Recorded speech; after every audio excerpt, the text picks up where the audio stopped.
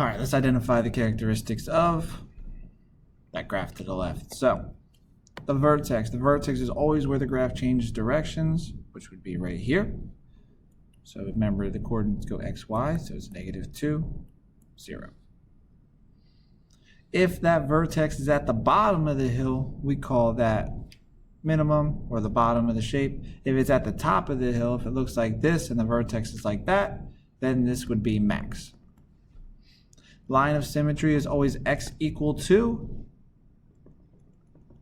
Since it goes through the vertex, it is the x value, so -2. The zeros are where it crosses the x-axis. Remember, this is the x-axis.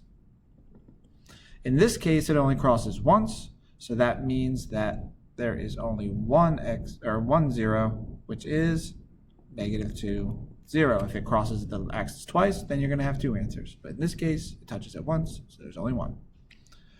Y-intercepts is where it crosses the y-axis, which is here. So we write that as a coordinate. So x is 0, y is 4. I resaw this real quick. Now, domain is the x values of the graph that it's always going to touch. So there are arrows here. That means that it's always going to go to the left if we're looking at this graph, and it's always going to go to the right. So with every parabola we have, the domain is always -infinity to +infinity.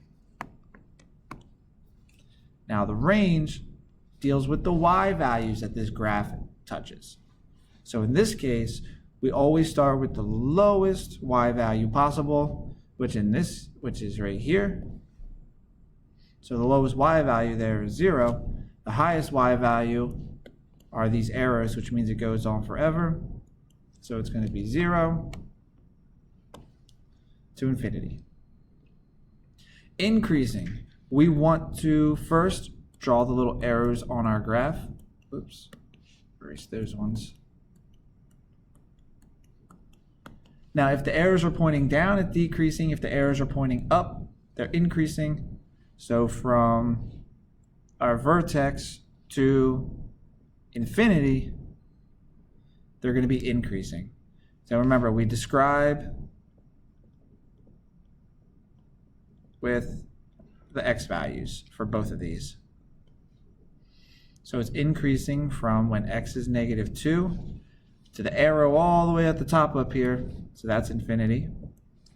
It's decreasing starting from left to right at that arrow, which means -infinity, all the way to the vertex.